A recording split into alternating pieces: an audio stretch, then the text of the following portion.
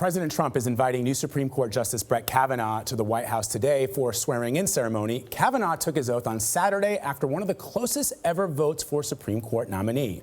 Democrats argue the fight over this nominee really started before the 2016 election, when Senate Majority Leader Mitch McConnell blocked President Obama's nomination of Judge Merrick Garland to the High Court. On Face the Nation yesterday, McConnell insisted that history was on his side. You have to go back to 1880 to find the last time a Senate controlled by a different party from the president confirmed a Supreme Court justice to a vacancy created in the middle of a presidential election.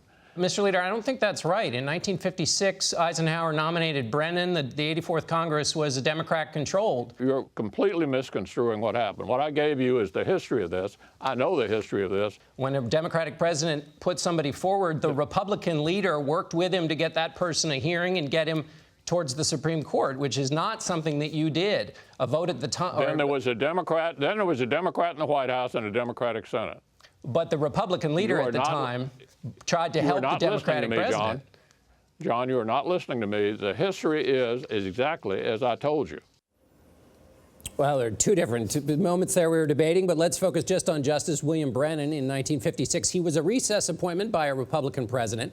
He was then confirmed by Democrats in 1957, after Eisenhower was reelected. But the point was, was not Senate precedent to refuse to confirm or even give a hearing to justices so voters could have their say in an election year, which was the original rationale used for not giving Merrick Garland a hearing. Does he not know that you are a walking, talking political encyclopedia, that you are a best-selling author of Whistle Stop, all about politics and our history? Well, the 1956 example is tricky and complicated, which we were trying to work out. And then we start talking about 1968, which is a slightly different issue. The question is whether the history is whether he's changing the rationale he used for blocking Garland, which he's doing, in part so that if a Supreme Court seat comes up in 2020, the year Donald Trump is up for re-election, they can use history to allow a Supreme Court nominee to be named. Let the record show it was a civil conversation. Yes, absolutely. Good disagreement on both sides. If we only had more time, we could have worked it all out.